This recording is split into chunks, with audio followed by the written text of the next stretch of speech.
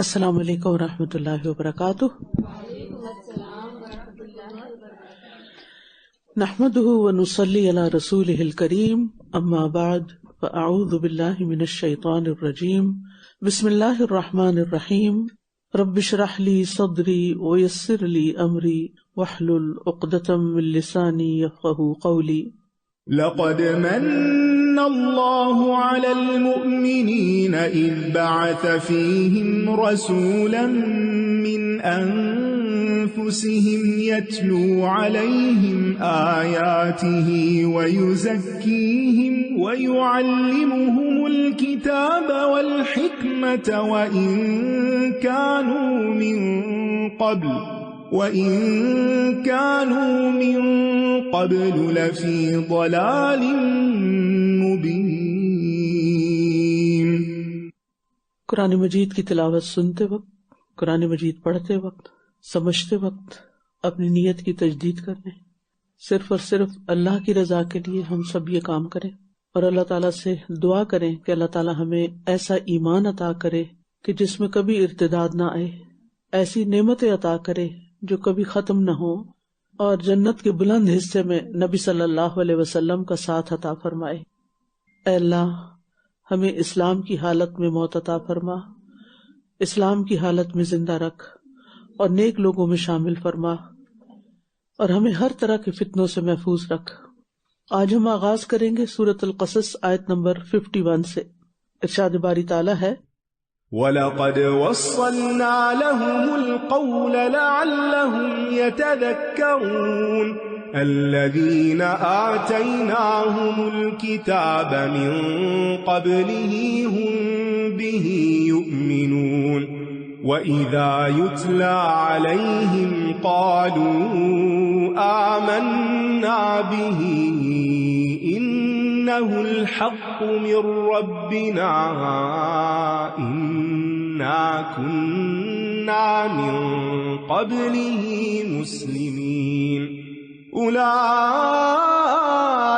يُؤْتَوْنَ أَجْرَهُمْ مرتين بما صبروا ويدرؤون بالحسنة السيئة ومما رزقناهم ينفقون وإذا سمعوا اللغو أعرضوا عنه وقالوا لنا أعمالنا ولكم أعمالكم سلام عليكم لا نبتغي الجاهلين إنك لا تهدي من أحببت ولكن الله يهدي من يشاء وهو أعلم بالمهتدين وقالوا إن نتبع الهدى معك نتخطف من أرضنا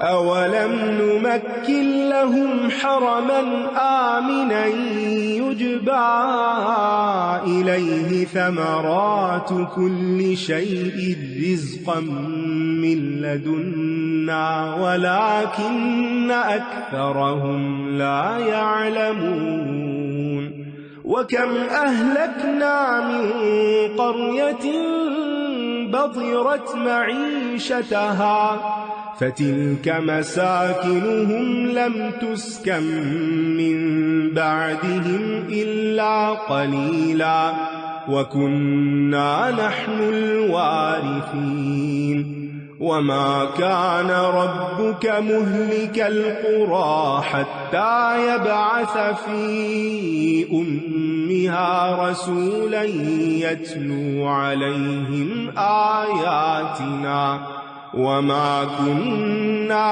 مهلك القرى إلا وأهلها ظالمون وما أوتيتم من شيء فمتاع الحياة الدنيا وزينتها وما عند الله خير وأبقى افلا تعقلون۔ اور ہم ان کے لیے پے در پے اپنا کلام بھیجتے رہے تاکہ یہ نصیحت حاصل کریں، یعنی ایک رسول کے بعد دوسرا رسول، ایک کتاب کے بعد دوسری کتاب، مسلسل لگاتار اپنی بات لوگوں کو پہنچاتے رہے تاکہ لوگ ہماری باتوں سے سبق سیکھیں۔ وہ لوگ جنہیں ہم نے اس سے پہلے کتاب دی تھی وہ اس پر ایمان رکھتے ہیں، یعنی پہلی کتابوں پر ایمان رکھنے والے قرآن کو بھی پہچان لیتے ہیں، یعنی اہل علم ہی اس قرآن سے فائدہ اٹھاتے ہیں، اور جب ان پر قرآن پڑھا جاتا ہے تو وہ کہتے ہیں ہم اس پر ایمان لے آئے، یقیناً یہ ہمارے رب کی طرف سے حق ہے، بے شک ہم اس سے پہلے ہی فرما بردار تھے۔ ہر نبی پر ایمان لانے والے مسلمان ہی کہلاتے تھے۔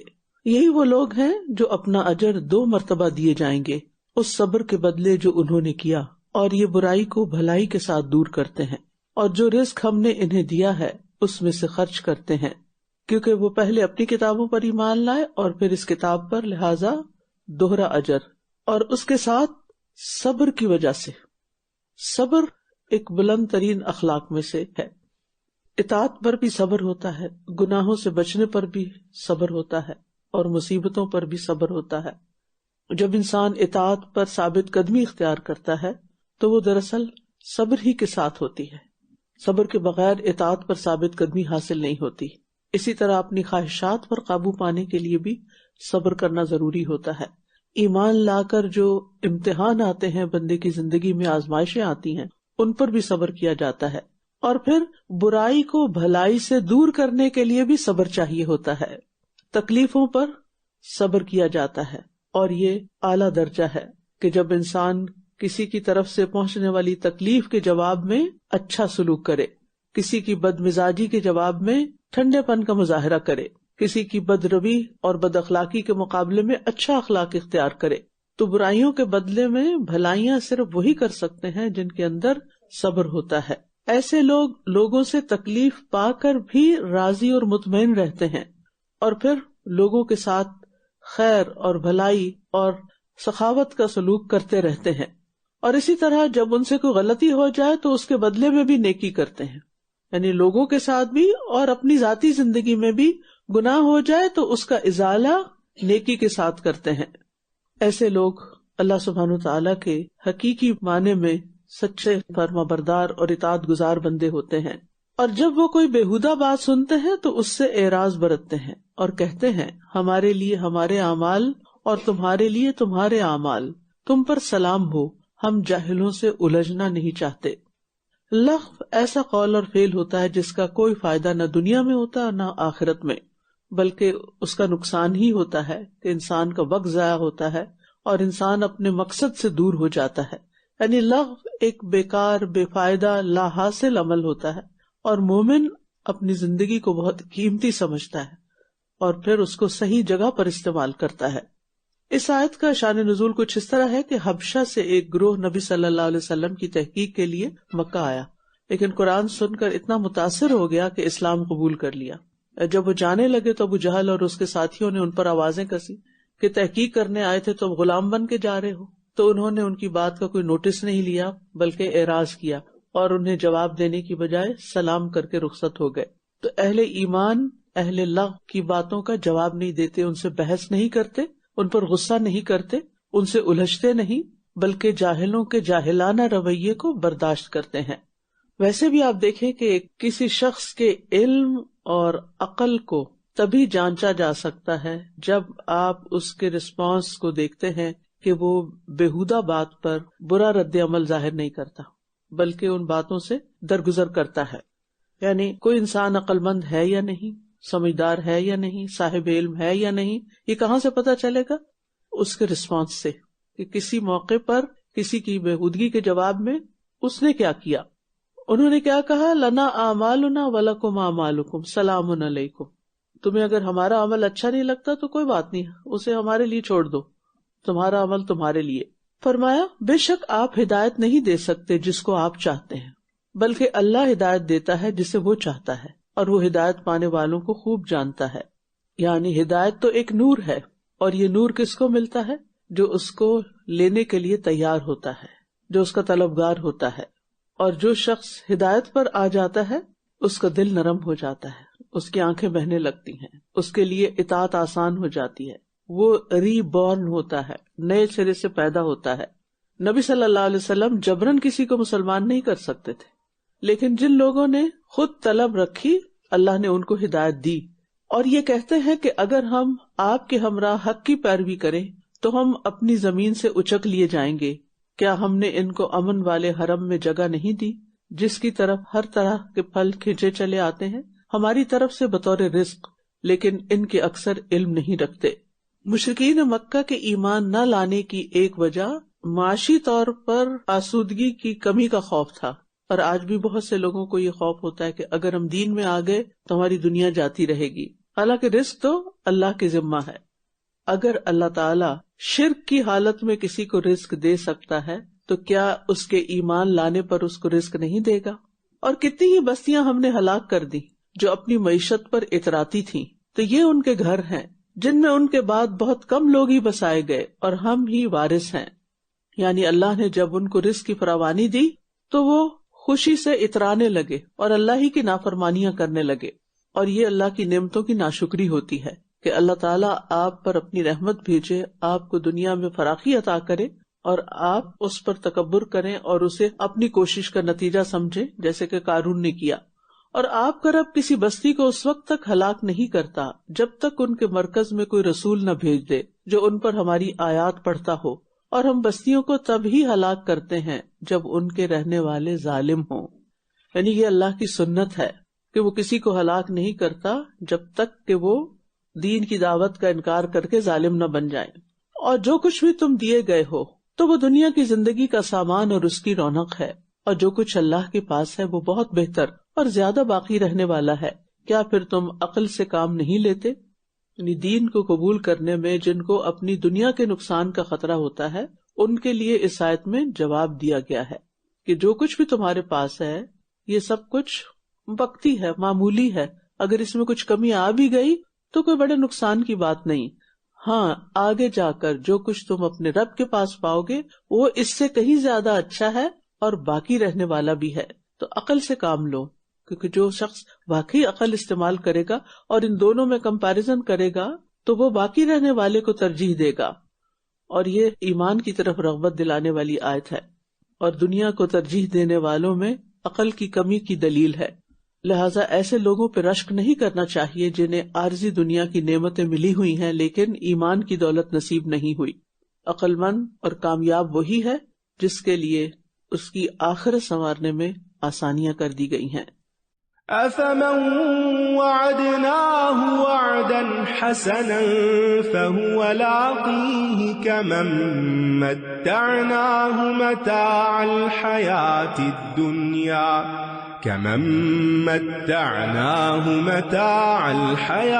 الدُّنْيَا ثُمَّ هُوَ يَوْمَ الْقِيَامَةِ مِنَ الْمُحْضَرِينَ.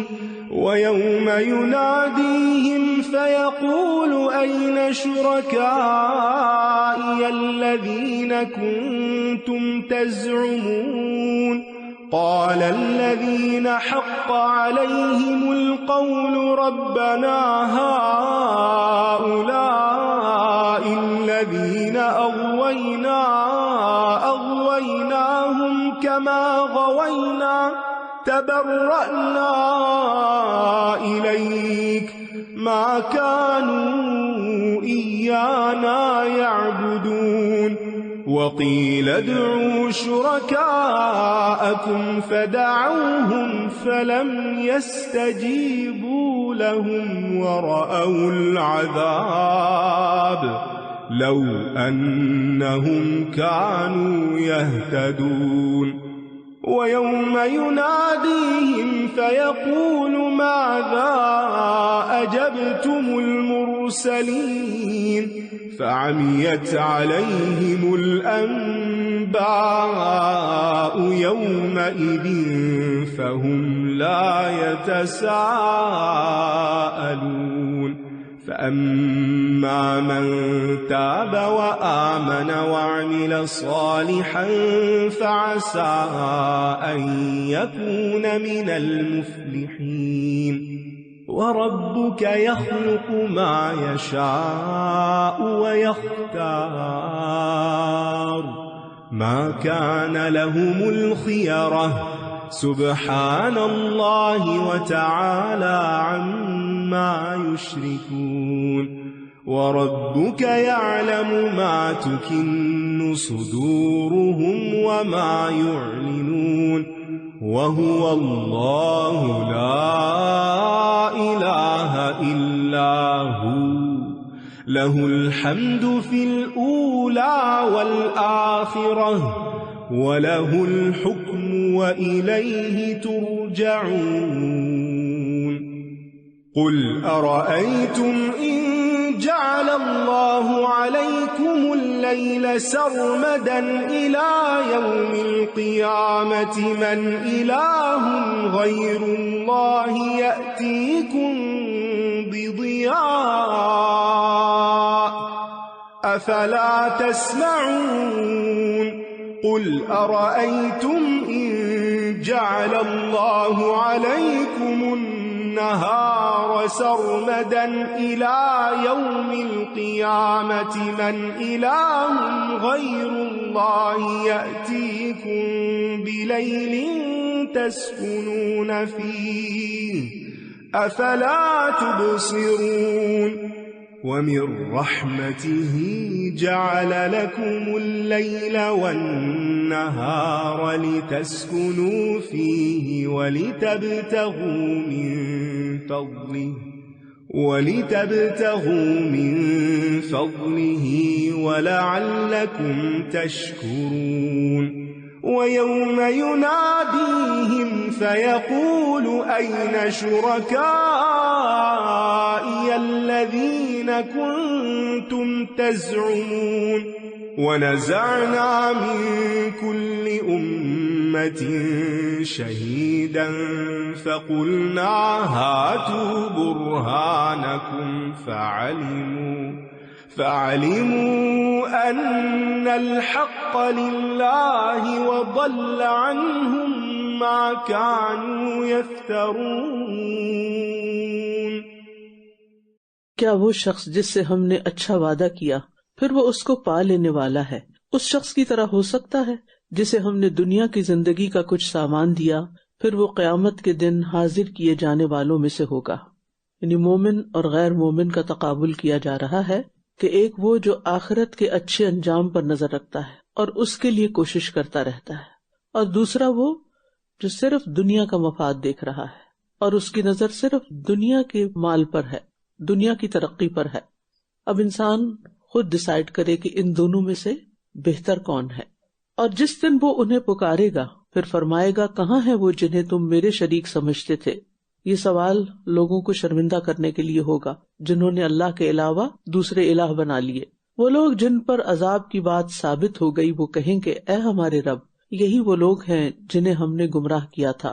ہم نے انہیں اسی طرح گمراہ کیا جیسے ہم گمراہ ہوئے تھے. ہم تیرے سامنے ان سے اظہار برات کرتے ہیں، یہ ہماری عبادت تو نہیں کیا کرتے تھے. اور کہا جائے گا کہ اپنے شریکوں کو پکارو تو یہ انہیں پکاریں گے مگر وہ انہیں جواب تک نہ دیں گے، اور یہ عذاب کو دیکھ لیں گے تو آرزو کریں گے کاش کہ یہ ہدایت پا جاتے. اب یہاں شرکا کون ہے؟ بعض نے کہا کہ اس سے مراد فرشتے ہیں، بعض کے خیال میں شیاطین ہیں، بعض کا خیال ہے اس سے مراد بت ہیں. تو بہرحال جس کو بھی اللہ کے ساتھ شریک کیا گیا ان سب کی طرف اشارہ ہو سکتا ہے، اور اس وقت پھر وہ تمنا کریں گے کہ کاش وہ مسلمان ہوتے. اور جس دن وہ انہیں پکارے گا پھر پوچھے گا تم نے رسولوں کو کیا جواب دیا. یعنی مشرکین سے پہلا سوال توحید کے بارے میں ہوگا کیونکہ رسولوں نے سب سے پہلے لا الہ الا اللہ کی طرف بلایا. اور پھر ہم جانتے ہیں کہ قبر میں بھی نبی صلی اللہ علیہ وسلم کے بارے میں سوال ہوگا، رب کے بارے میں، من ربو کا، ما دینو کا، من نبیو کا. تو جو لوگ رسول کی بات پر عمل نہیں کرتے اور رسول کو نہیں مانتے وہ جواب دینے کی طاقت نہ رکھتے ہوں گے. تو اس دن تمام خبریں ان پر مخفی ہو جائیں گی، چنانچہ یہ ایک دوسرے سے سوال تک نہ کر سکیں گے. تو رہا وہ شخص جس نے توبہ کر لی اور ایمان لے آیا اور نیک عمل کیے تو امید ہے کہ وہ فلاح پانے والوں میں سے ہوگا. اور آپ کا رب جو چاہتا ہے پیدا کرتا ہے اور چن لیتا ہے، ان کے لیے کوئی اختیار نہیں ہے. اللہ پاک اور بلند تر ہے اس سے جو یہ شریک ٹھہراتے ہیں.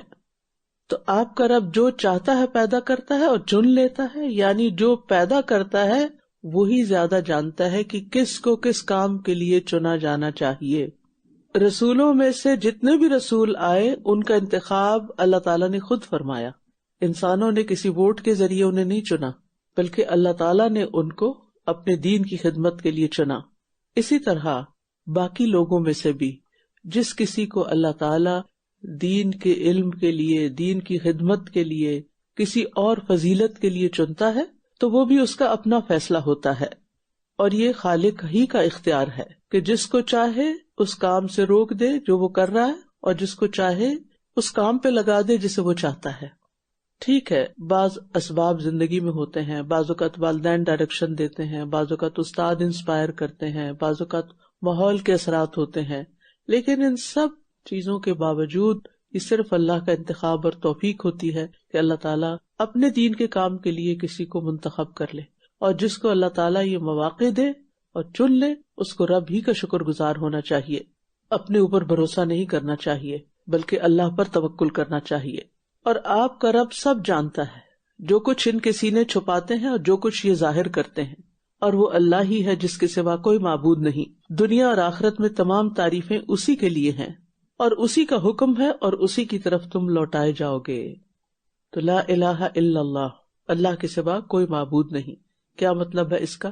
کہ کوئی عبادت کے لائق نہیں، نہ ہی کوئی ایسی محبت، عزت اور اس کے آگے جھکنے کے لائق ہے۔